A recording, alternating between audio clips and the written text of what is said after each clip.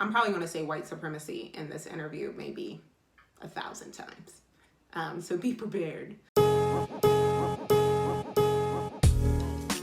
You're culturally black, Afro-descendant, African, no matter what you do.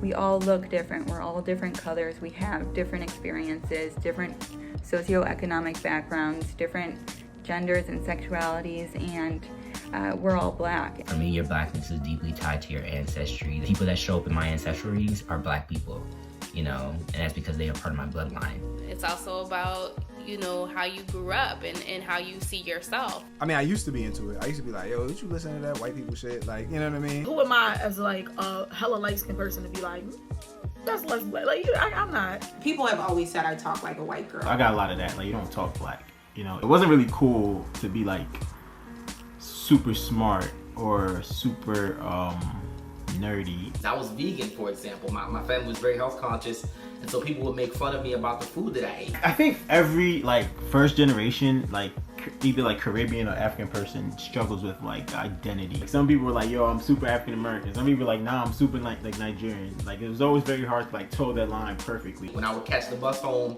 people would be like, what's that funny shirt that you have on, looking at my dashiki?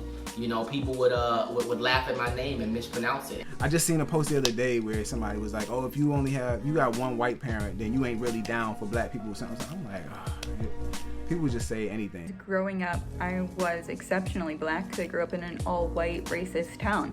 And then I went to college, super lit, to have black friends, and I went to my first black party and someone said, why is there a white girl here? I don't think that it's up to any of us as black people to gatekeep. Like, jokingly, of course, like, you never seen a 5 Heartbeats? Okay, jokingly. I definitely still think that there's white people shit that happens. Some of my teammates, I was a cheerleader, so some of them would call me like Bougie Beth. Sometimes they would teasingly call me white girl. Like, I went to a white high school, so learning how to double shake like HBCU cheerleaders and get down and pump, like, that was difficult. Someone who I used to organize with telling me when they found out I rode a motorcycle, like, oh, that's that white boy shit. Like, all right. The other head of that coin is that I'm a different type of black, and that's just, I like these things. And I'm like, okay, bitch, we all grew up with the internet. Like, relax. You listen to 3 Days Grace and you think you a special black? Like, relax. Don't nobody care. Like, don't nobody care. We all listen to different music. We made that shit anyway. So, like, at the end of the day, if you walk into a store, if you're like stopped by the cops, they don't know any of your background. They don't know how much internalized white supremacy you have, and that internalized white supremacy ain't gonna save your black ass. Thinking that the black body is dirty or the black body is less intelligent. As people of the diaspora, to me, that's what it means to be not black enough. There's some recent controversies with like artists like Kehlani or like with Doja Cat who assert themselves into blackness at their own convenience. And so if you have the ability to opt out of blackness and you've used that, is your experience black? I'm feeling more sympathetic to